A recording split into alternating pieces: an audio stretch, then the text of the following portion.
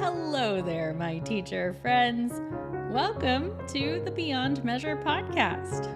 I'm your host, Christina Whitlock, also known as your anytime piano teacher friend. I have an extra special treat for you today.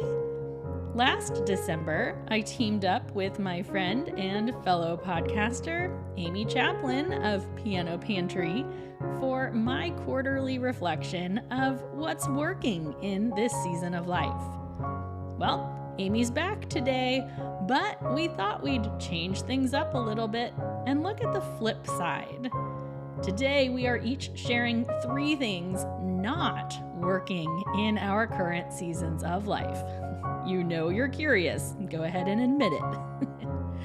On tomorrow's episode of the Piano Pantry Podcast, that would be episode 173, you will hear Amy and I talk there about things that are working in this season of our lives. As always, I'm a big believer in naming the things that are giving you life and the things that are draining it from you.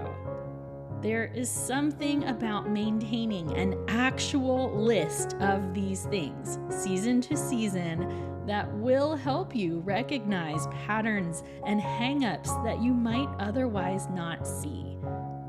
I strongly recommend you take some time this week and name a handful of things that are working for you, as well as a handful of things that are not.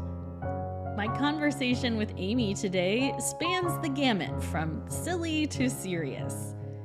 Amy, as you may know, is often considered the most organized teacher on the block, and her first reflection today might really surprise you. If you hang around until the end of today's episode, you'll hear what's most on my heart these days. So, without further delay, here is my conversation with Amy Chaplin of Piano Pantry. Amy Chaplin is here with us at Beyond Measure, and we could not be happier. Welcome, Amy. Hello, everyone. So I often run these episodes where I talk about what's working for me, and then later that week I send out an email, and the focus of that email is what is not working for me in this season of life. And Amy and I thought it would be fun to flip-flop those roles. And so today we're going to talk about things that are not working for us in this season of life. That part's always fun. And then on her show tomorrow over on the Piano Pantry Podcast, you're going to hear us talk about things that are working for us in this season of life. Does that sound agreeable to you, Amy? Sounds like lots of fun. Oh, I'm sure. And since you are my guest, I'm going to let you go first. So, Beyond Measure listeners want to know, Amy, what is not working for you in this season of life? Well, this very first one, I think everyone is going to appreciate a whole lot. Can I just say, especially from the organization queen, like everybody likes to call me, and that is my intention to stop keeping a full-time pile on my desk. I had all the intentions this school year that was going to stop. Like I always end up with this giant, like 1-foot pile, I swear, of stuff that I can never get rid of. And this year I was determined that was going to stop happening. And it hasn't. I'm sad to say. I feel like I can relate more. You guys, Amy Chaplin has a pile. Now, yes. I will just say it's only one, you say, and most teachers I know have multiple piles. Well, you know, my pile is my pile, but it's big, I will say. And I thought it would be even fun to share with you the kinds of things that are in that pile. Walk us through the Amy Chaplin pile. Here we go. There are 3 sets of new books that I purchased that I want to explore, and I'm afraid if I put them away, that I'm never going to look at them again. And most of them I've had for like 4 to 6 months. So that's the first thing. Okay, check. The second thing is a project that I've been working on that was like 90% complete. Like I was about ready to kind of like finish it up. And I decided I changed my mind on the whole thing. and I want to revamp it. So that hard copy that I had printed out is still sitting on my desk. The third thing is a new game that I purchased at the Texas MTA conference in June.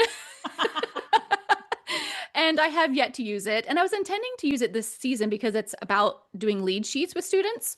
And I was doing that this quarter and I thought, perfect, we'll pull this game out. Well, it's been in my stack, so I forgot about it. So maybe we'll pull that out in December. And then the fourth thing is a stack of church music books that I thought would be fun to do a blog about. And so I need to put a project note in my Notion account or something about this and just list them, but I was afraid to forget about them and just mix them back in with my mix again. So I left them sitting on my desk.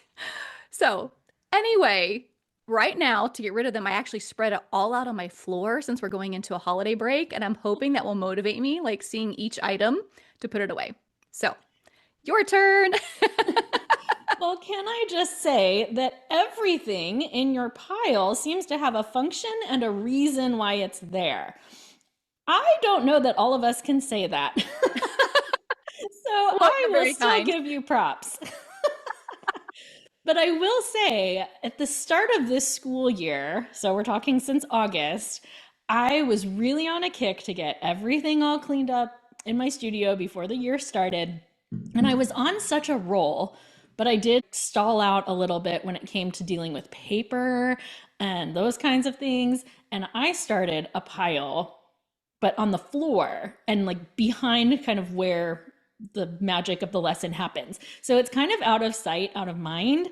And that pile is still there and it's pretty tall. But it's funny how it doesn't bother me as much because it's not in my line of sight. And I've been able to just throw things on it. And now like I look at my studio and it's looked pretty calm all year. So I don't know. It's not great, but it's also not terrible at the same time. So hopefully winter break, I guess I need to spread it all out over the floor is what you're saying. It does help, I think. We'll see. Ask me in a week. We'll do a follow-up. Well, I'll tell you what. I'm going to start with a life thing, not a studio thing. My thing that is not working for me in life right now is arriving places on time. Are you that mom? No. Here's the thing. It's not that I'm late, but I'm getting everywhere right in the last possible second. Some of this is like ADHD time blindness, I think, but there is this element, and I don't know if it's from being a teacher where we don't want our students showing up early. So there's this mentality of things happen at 4:00 and at 4:30 and, and like on the nose. I'm trying to rationalize it that way, I guess. But when I need to pick my kids up from somewhere or I have an appointment, I am giving myself no room. And it's causing me a lot of like sweat and grief in traffic because I'm always just right on time. So I'm just confessing and hopes that it's going to make me do better in the new year. I understand that completely. And actually, I feel like I've been like that a little bit more the older I get. And I think it's because life just seems like it's getting busier and busier. And I hate to just be that cliche, you know, saying that, but I think that's part of it is that like every minute is of essence, right? It is, but it makes traffic so stressful and construction. And in Muncie, we have a lot of train traffic. So you never know when you're going to get stopped. And I don't know, my blood pressure is like, ah. I will say I can't relate to the traffic thing because I live in a town of 10,000. Oh, that's funny. Anyway, that's what's not working. And again, that's just a shout of accountability for myself so that hopefully next term I can report back with better. It's okay, Christina. Thank you. Thanks for the affirmation. Tell me, Amy, what's second on your list today? Well, you're going to laugh at this one. And this one is a life thing because you know me, I'm all about living the teacher life. And this one is a product that when I first started using it, I was so excited and I thought, oh, this is exactly what I've been looking for. Perfect. But I'm really disappointed now, actually. And the product is, drum roll, Method Toilet Bowl Cleaner.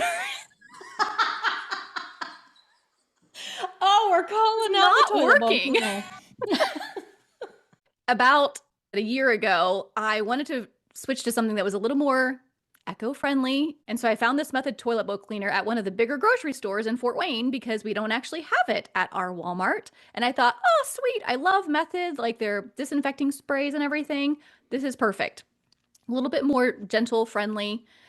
Well, it just doesn't work nearly as good as the Lysol. So I don't think it's like 99.9% bacterial killing, So, and very infrequently do I ever put things on my favorites list that I haven't used for a long time, but I got kind of excited about this one. I have to admit, I put it on there and I'm going to have to take it off. This is only the second item that's ever made it onto my favorites list that I'm going to have to remove. So I'm going to be more careful about that in the future. I love that about you because you and I both feel very strongly about this. We don't want to like throw our endorsement behind things that we don't genuinely love. And it's such a slippery slope when you start doing anything online because everybody wants you to talk about their stuff and it's an easy way for us to monetize some things.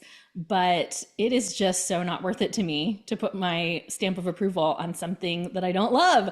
So down with the toilet bowl cleaner, I'm telling you. Down with the toilet bowl cleaner. Sorry, Method. I like your other stuff though. Their bamboo antibacterial spray smells amazing. So I remember you saying that. Do we get to know what the second thing is that you've pulled off of your favorites list? Oh yeah, sure. Would you like to know? I would love to know.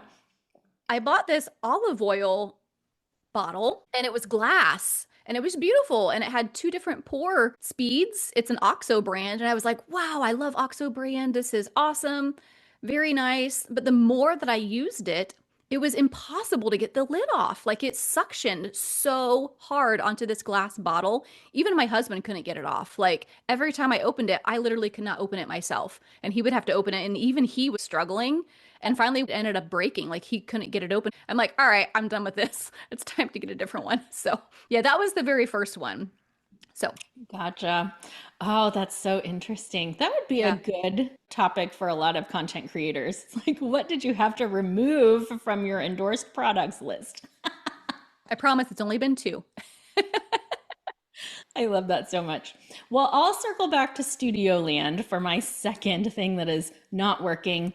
And I'm kind of cheating on this because it's not so much that it's not working, it's just something that I'm not doing. And that is this year, I am not doing my December performance challenge for my studio. So I have done the December performance challenge for probably like 15 years at this point, 10 or 15 years, long before I talked about it online. This is a challenge that you can download on my website. I will link that in the show notes. But basically, students collect signatures from everyone they play for in the month of December. And then we have a prize structure where they get different things for playing for the most people and that kind of thing. And it's just always been a great way to encourage students to play in this month that they might otherwise not play very much. But after doing it for so many years, sometimes the shine wears off, right?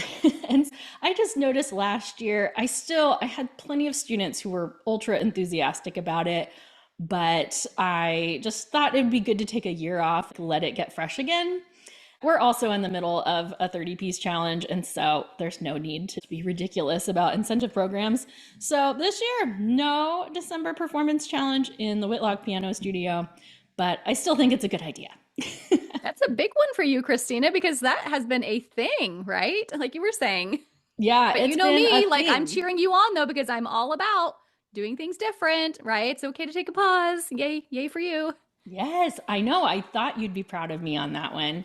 But it's kind of like last year in November, we had this benefit recital and a planetarium, and it was this really incredible studio event, and everybody loved it. And everybody immediately was like, oh, we're going to do this next year, right?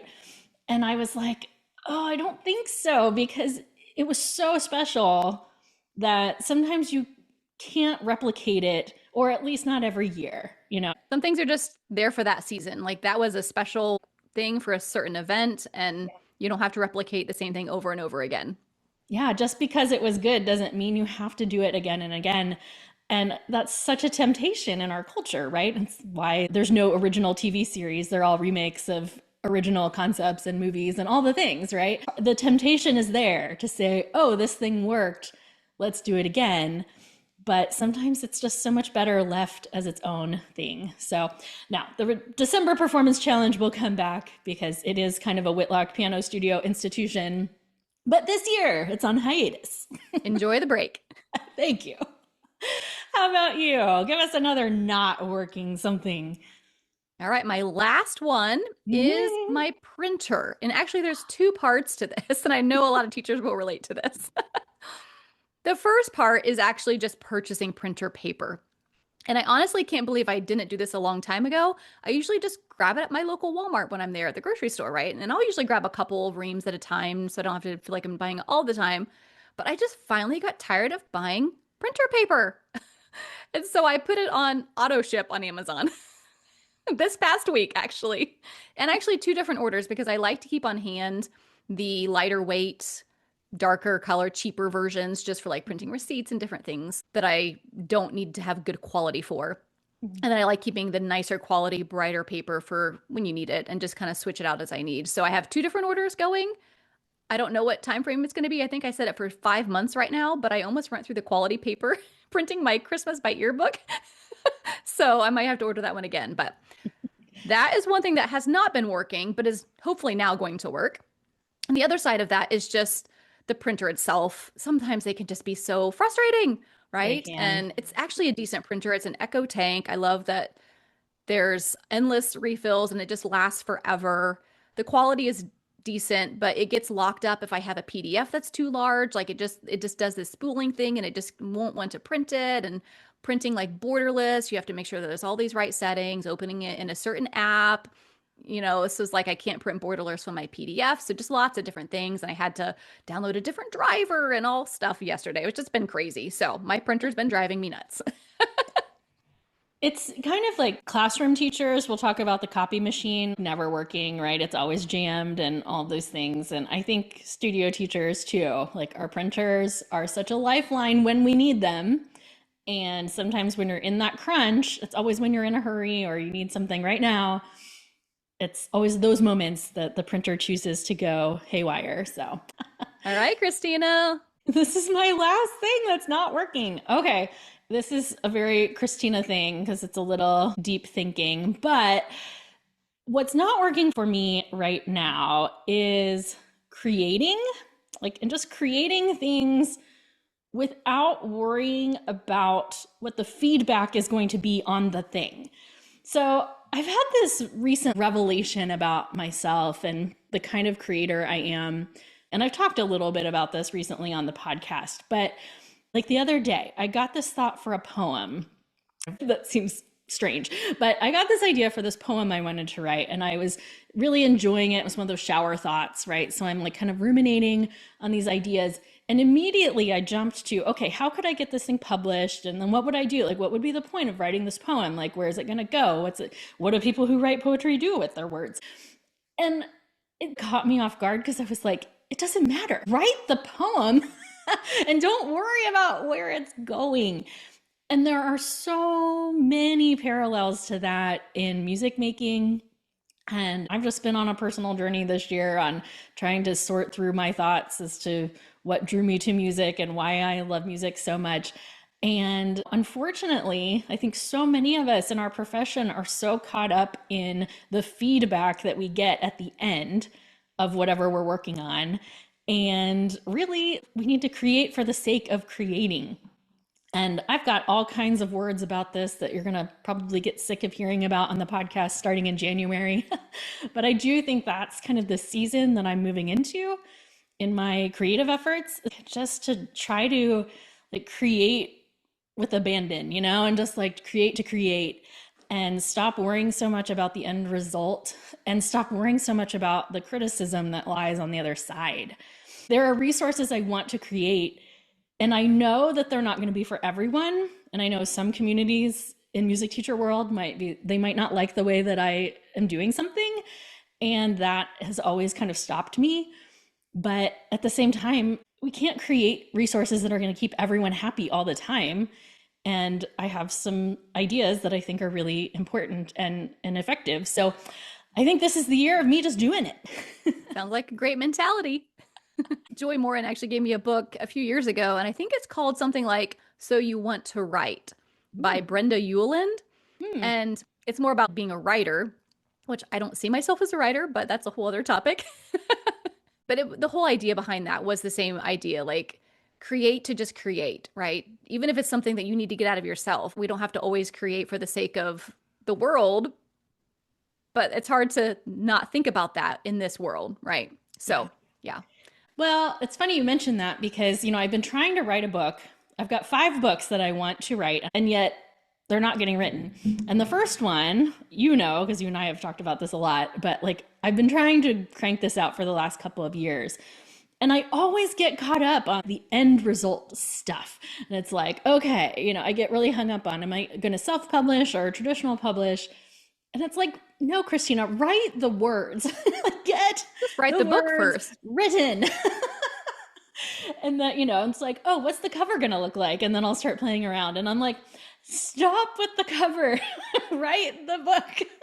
And step 1 is to not even think about the 4 other books. Just think about one book.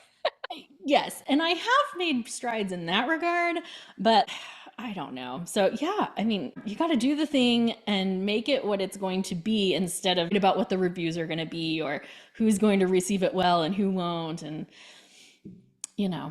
it's a losing game, that whole mentality. So I'm going to write the thing and I'm going to make the things. I'm going to create with abandon. It's going to be great, I'm sure. Look for my poetry on Instagram next year, guys. Just kidding. Don't. Can't wait. Oh, Amy, this is so much fun. Thank you for talking through the things that are not working in this season of life.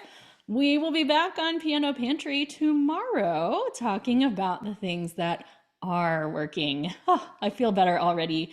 It's a much more optimistic spin. I love it. So fun being here. Thanks, Christina. Hey, thanks for hanging around for the end of our conversation today, friends. I hope you enjoyed it. In case you missed it, Amy mentioned that she has a newly revised version of Christmas by Ear, which is this incredible resource she's put together to help your students better understand the process behind learning to play tunes by ear. It features 15 Christmas tunes, and it's just a beautiful book that she has poured untold numbers of hours of her life into, and I'm excited for you to get your hands on it. I've linked it in today's show notes, along with some other goodies worth checking out. Don't forget to listen to tomorrow's episode of the Piano Pantry Podcast for more with Amy Chaplin and me. As always, my friends, onward and upward toward everything that awaits you this week.